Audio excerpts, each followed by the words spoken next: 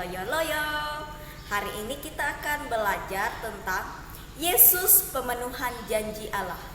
Sebelum kita memulai pelajaran kita hari ini, alangkah lebih baiknya kita siapkan hati kita dulu untuk berdoa. Tutup mata, lipat tangan, tundukkan kepala.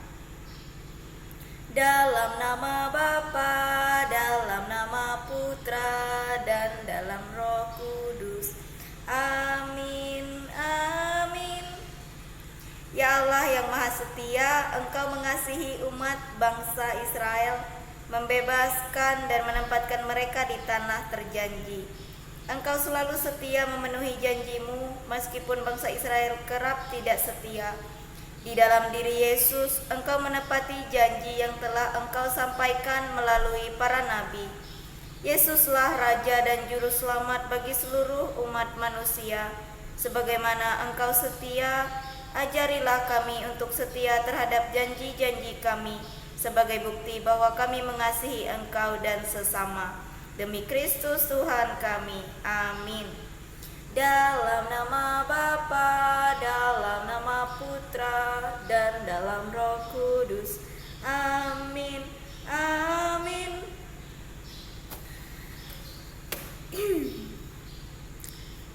Janji, kata janji tidak asing lagi dalam kehidupan kita sehari-hari. Bahkan kita termasuk orang yang mungkin suka berjanji, atau termasuk orang yang tidak suka berjanji, atau juga termasuk orang yang sering sekali dijanjikan sesuatu. Entah janjinya itu ditepati atau tidak ditepati, ya. Nah, kalau janjinya itu ditepati, kita pasti merasa senang, merasa bahagia. Sebaliknya jika tidak ditepati, maka kita kecewa.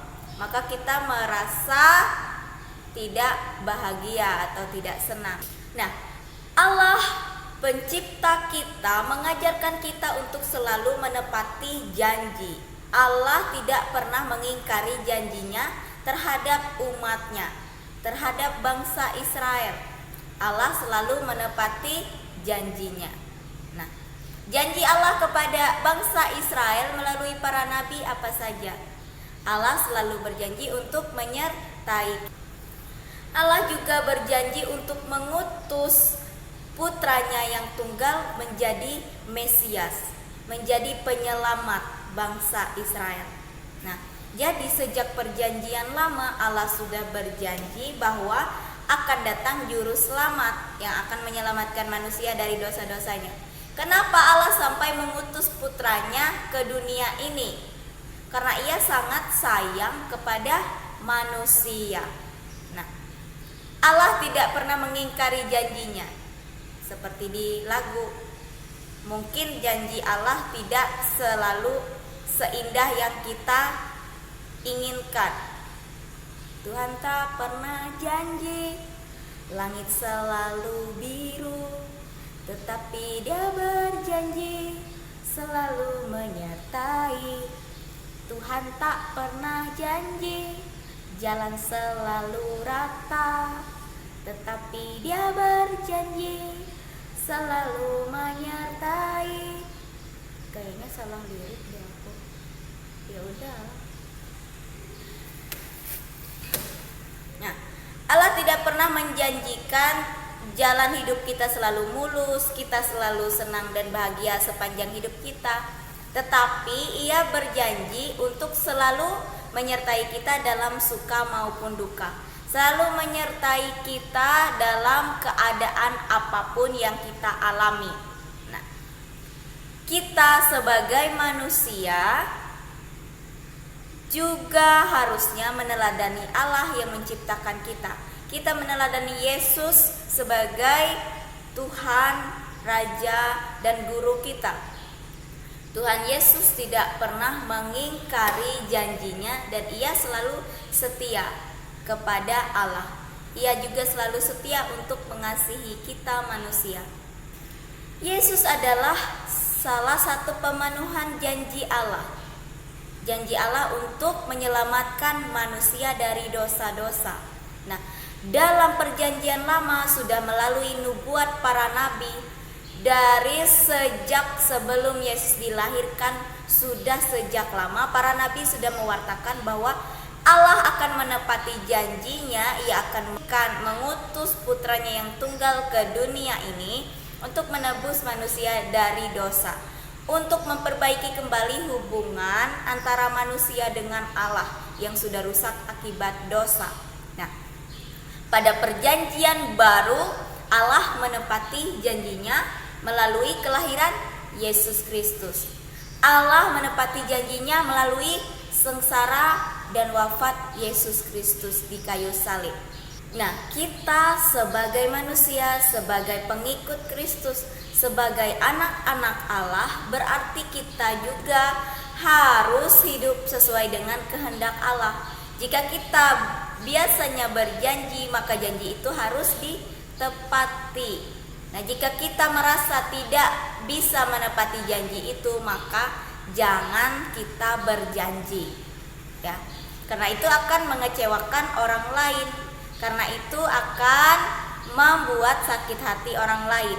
Nah, mungkin kita juga pernah merasakan jika seseorang berjanji kepada kita, kita selalu ingat, tetapi tiba-tiba orang yang berjanji itu melupakan janjinya atau tidak menepati janjinya.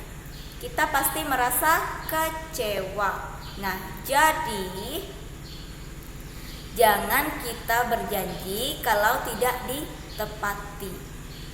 Karena Allah sudah memberi teladan, sudah memberi pengajaran bahwa jika kita berjanji harus ditepati.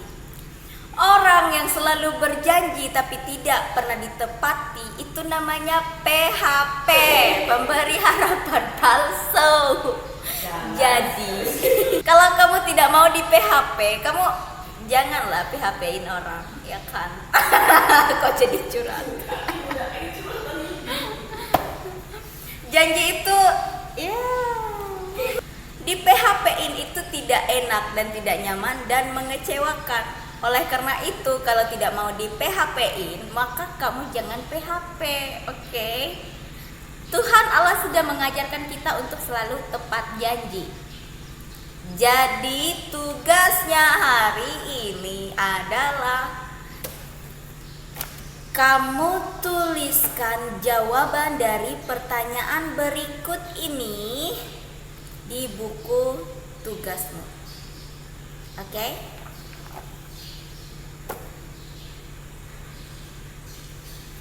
Sekarang mari kita siapkan hati kita untuk menutup pelajaran kita dengan berdoa.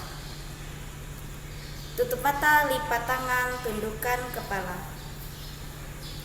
Dalam nama Bapa, dalam nama Putra, dan dalam Roh Kudus. Amin.